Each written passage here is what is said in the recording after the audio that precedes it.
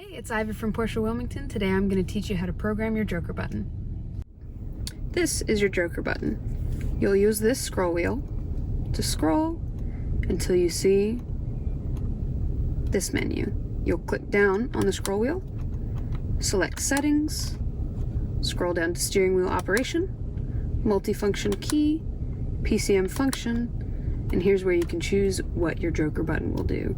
Most people have it skip a station or a track. When I click with this, it completes its function.